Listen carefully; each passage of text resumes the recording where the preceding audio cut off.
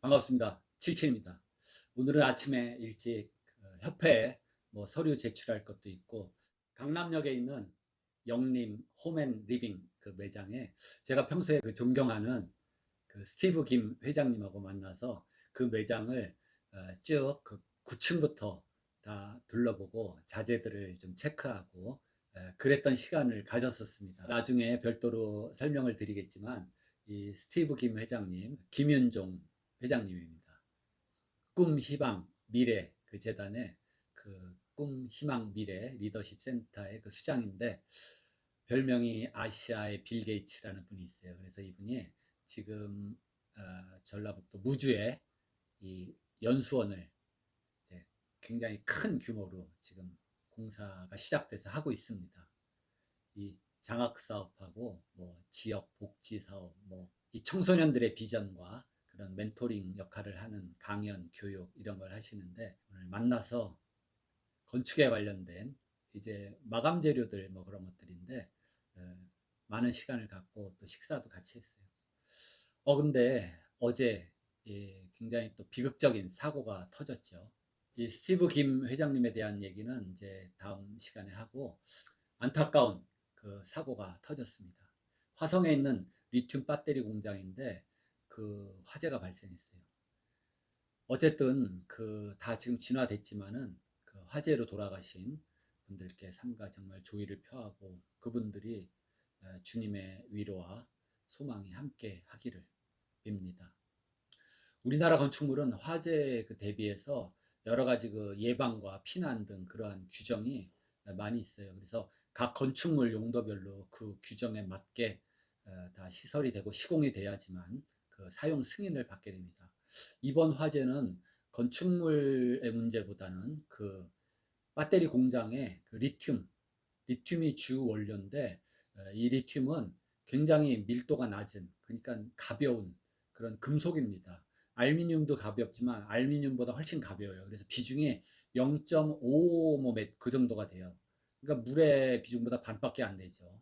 예, 물에 둥둥 뜰 정도의. 근데 물에 뜨기는커녕 물하고 닿으면은 폭발적인 반응을 하기 때문에 이것도 굉장히 위험합니다. 그렇기 때문에 이 리튬이 가득 차 있는 그런 배터리 이런 공장에서 불이 났다. 그러면 사실상 우리가 화재다 그러면 물을 뿌려서 진압을 하고 소화를 하는데 이 물을 또 함부로 뿌릴 입장도 못 돼요.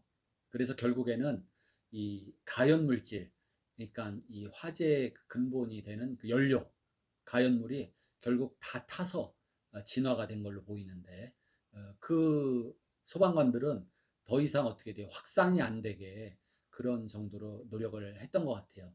이 리튬 배터리지만은 리튬이 100%가 아니라 아주 미량의 리튬이 첨가된 그런 배터리 제품인 것 같아요. 그래서 결국에는 물을 엄청 대량으로 뿌려서 이 냉각으로 인한 그런 진화가 된 것 같은데 어쨌든 리튬이라는 금속은 물하고 반응을 하면 폭발적으로 그 수소가스가 발생해서 또 화재가 더 확산된다고 이렇게 알려져 있습니다. 이 리튬 배터리의 그 화재 원인은 지금 정확히 밝혀진 건 아닌 것 같은데 이 리튬 배터리가 이 플러스 마이너스 이 셀로 되어 있는데요. 그 셀과 셀 사이에 그 분리막이 있습니다. 그 분리막이 손상되지 않았나. 그 분리막이 손상이 되면은 이 플러스 마이너스 접촉이 돼가지고 과다한 열이 발생해서 그게 화재로 되지 않나. 이렇게 지금 추정을 하고 있습니다. 이 우리가 화재를 A급, B급, C급, D급, E급 이렇게 분류를 하는데 그 분류는 특별한 무슨 그 강도의 차이가 아니라 상온에서 일반 물질들 화재 A급 그래서 D급 화재하면 이게 금속 화재, 리튬 화재는 금속 화재에 해당될 수가 있어요. 원하지 않는 연소, 이 원하지 않는 불이 나서 피해를 주는 거 화재인데 자, 이 어떤 물질이 연소가 되려면은 세 가지가 딱 합쳐져야 돼요. 그게 뭐냐면은 일단은 이 연료, 가연물이 있어야 되죠. 불에 타는 거. 요번에 그 대상은 리튬 배터리가 가연물이 되는데 가연물이 있어야 되고 그 다음에 그게 타기 위해서는 연소가 되기 위해서는 산소, 공기가 있어야 됩니다. 그 다음에 또 한 가지는 이 적정 열이 있어야 돼요. 점화원이라고도 그러고 이 점화 에너지라 그러는데 그 열기가 계속 있어야지만 그 이제 연소가 지속적으로 되는 겁니다. 그러면은 이 원치 않는 연소, 화재가 났을 때 이 세 가지 중에서 한 가지라도 제거를 해 버리면은 인제 불이 꺼지는 거죠. 예, 소화가 되는 겁니다. 그러면은 자, 가연물이 있어요. 그러면 가연물이 많으면 많을수록 화재가 엄청 커지겠죠.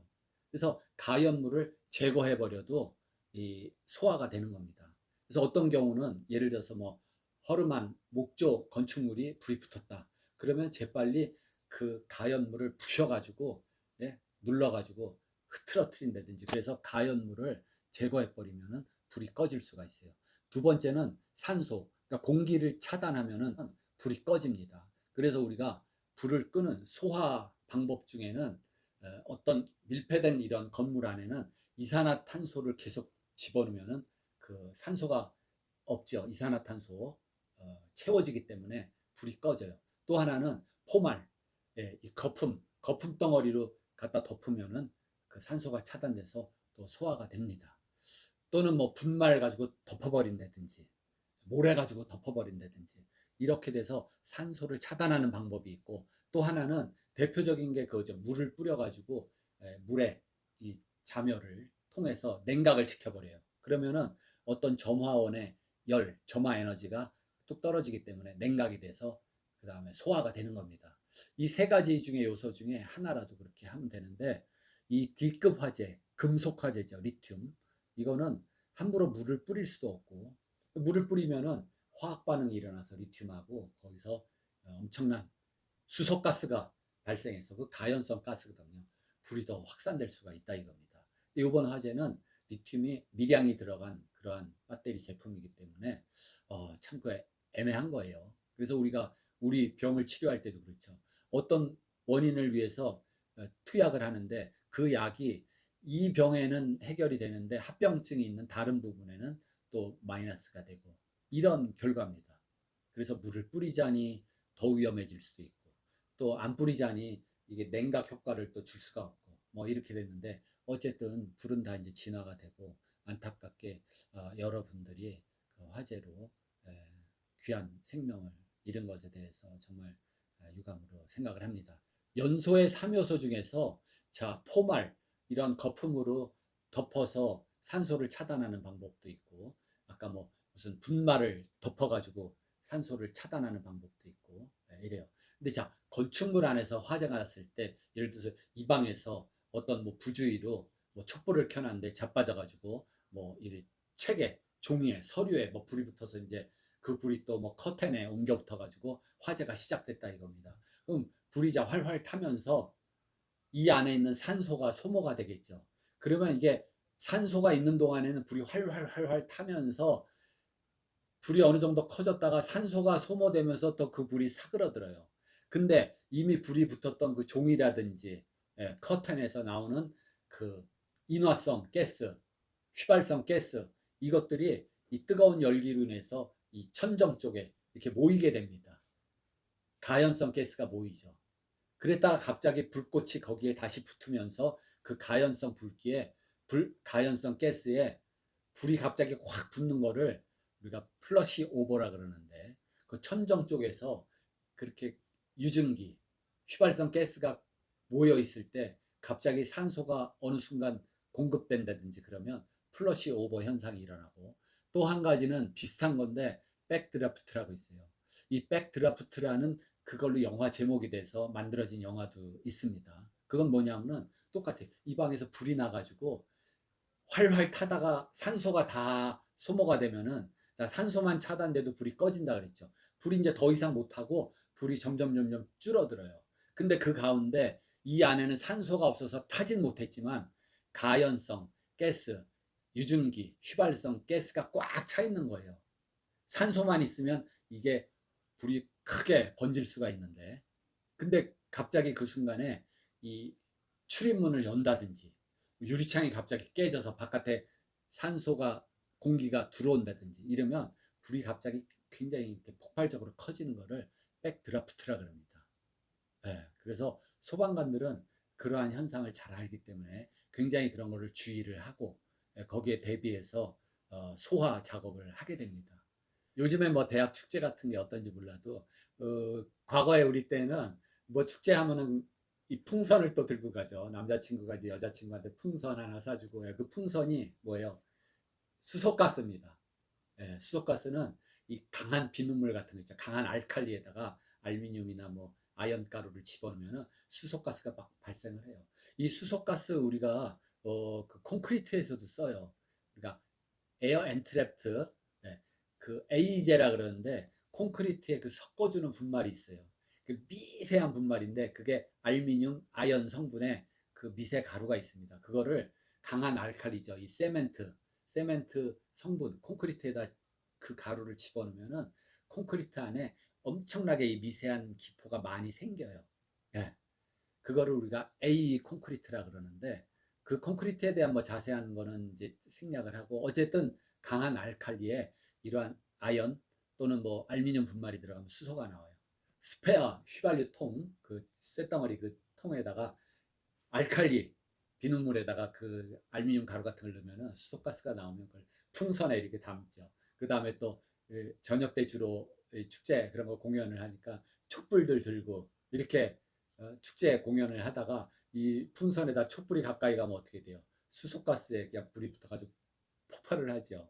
그러면 머리칼 끄시고 눈썹 다 타고 막 이러한 사고도 생기는데 이 수소가스 이러한 화재가 났을 때 가연성 폭발성 가스가 발생하는 이러한 금속 화재 이런 것들이 상당히 위험합니다. 그래서 이번 화재는 건축물의 어떤 문제보다도 그 공장에 생산되는 그 금속 리튬 배터리가 문제가 생겨서 화재가 됐어요. 그래도 이 건축물이라는 게 만일의 화재에 대비해서 건축물이 갑자기 붕괴된다든지 또는 어떠한 방제 시스템이 불충분해서 인명피해가 더 많이 나는 것을 막기 위해서 이 건축물을 설계하고 거기에 이러한 재난에 대한 그러한 고려가 다 돼 있는 거예요. 그래서 기본적으로 건축물의 이 구조, 그 구조 중에서 우리가 주요 구조부라 그러는데 그 주요 구조부는 내화 구조로 해야 된다. 이게 굉장히 큰 핵심 틀입니다. 그럼 주요 구조부가 뭐냐? 좀 이해하기 쉽게 하려면 주요 구조불이라고 그렇게 생각하면 돼요. 다. 자, 이 건축물에서 화재가 났을 때 끝까지 버텨줘야 되는 이 구조부는 어디냐? 첫째, 기둥이겠죠. 화재가 나도 기둥이 화재로 인해서 이렇게 무너지면 안 되죠. 기둥. 그 다음에 보도 버텨줘야 되고, 그 다음에 지붕 틀, 그 다음에 내력 벽체, 그리고 바닥판. 근데 바닥판에서 불이 났을 때 큰 영향을 안 받는 거는 제일 밑바닥 최하층 바닥입니다. 그래서 최하층 바닥은 주요 구조부가 아니에요. 그리고 또 하나는 뭐냐면 주계단. 이 계단도 버텨줘야죠. 불이 났을 때. 그래서 기둥, 주계단, 또 이 슬라브 바닥, 이 지붕, 틀 이런 것들이 주요 구조부입니다. 그래서 주요 구조부는 내화 구조로 해야 된다. 그러면 내화 구조에 대한 거를 또 자세히 말씀드리면 길어지는데 뭐 더 찾아보시고 싶은 분들은 내화 구조 그 기준을 살펴보시면 나와요. 뭐 콘크리트로 됐을 때는 두께 10cm에 뭐 또 보는 어떻고 그 다음에 철골로 된 기둥은 그 기둥의 내화 피복을 뭐 몇 cm 이상으로 해야 된다. 이런 기준들을 다 맞추면은 그게 내화 구조의 기준이 되는 겁니다. 그렇게 돼 있어요. 그 다음에 우리가 실내 마감도 준불연제로 마감을 해야 된다. 그러면 준불연제 대표적인 게 석고보드가 있죠. 그래서 석고보드를 뭐 두 겹으로 해서 마무리를 해야 된다든지 그러한 여러 가지 이 화재에 관해서 내화 성능 이런 기준들이 다 있어요. 그 다음에 우리가 일반적으로 단독주택 말고 이 다중시설 여러 사람들이 사용하는 그러한 시설 같은 거는 이러한 그 방화, 내화에 관한 그러한 기준이 더 강화되어 있습니다. 그래서 마감재도 어떻게 돼요? 이러한 벽지도 뭐 방염 처리가 된 벽지로 해야 된다. 예. 그리고 커튼 같은 것도 방염 또는 난연 이러한 규정들을 다 맞춰줘야 돼요. 그래서 어떠한 화재의 사고가 났을 때 거기에 대한 그러한 예방책들이 있다. 또 화재가 나면은 열기에 의한 사상자가 나오는 것도 있지만은 이 연기에 대한 유독가스에 의한 피해가 오히려 더 커요.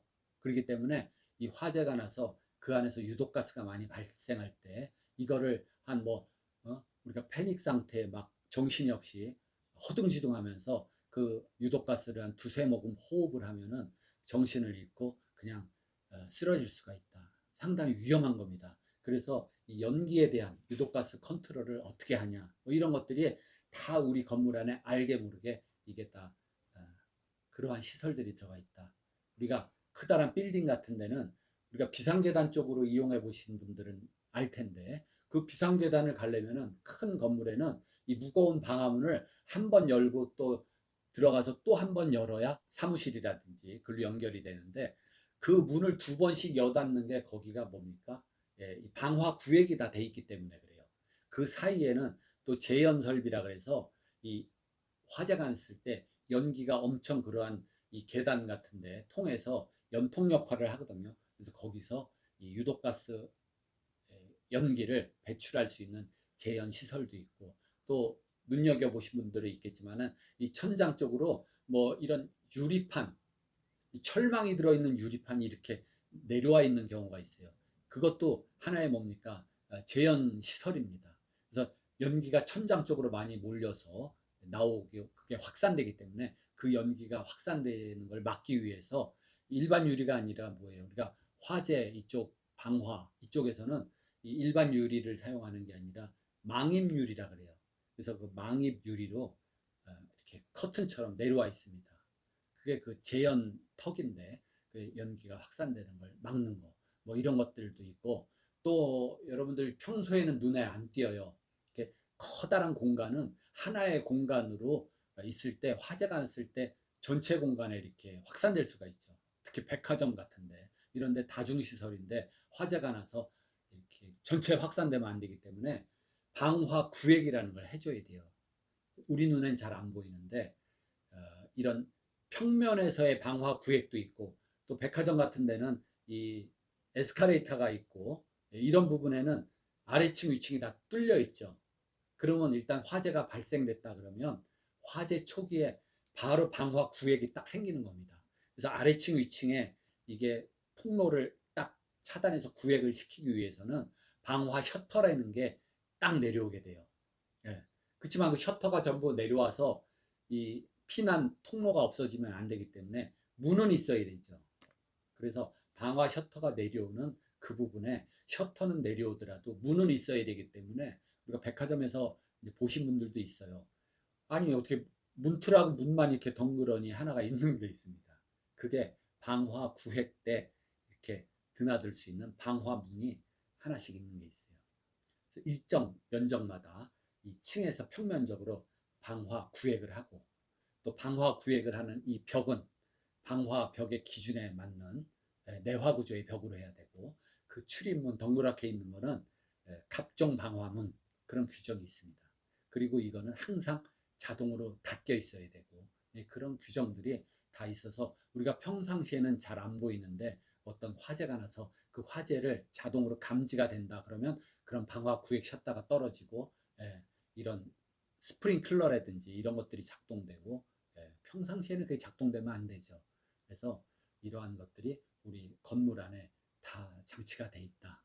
요번에 그 배터리 2차 전지 그 공장의 화재는 참 유감스러운데, 이번 화재를 계기로 이 건축물에 대한 방화 시설, 그런 방화 규정, 화재에 대한 그러한 것들이 어떻게 되어 있는지는 다음 시간 또 통해서 말씀드리겠습니다.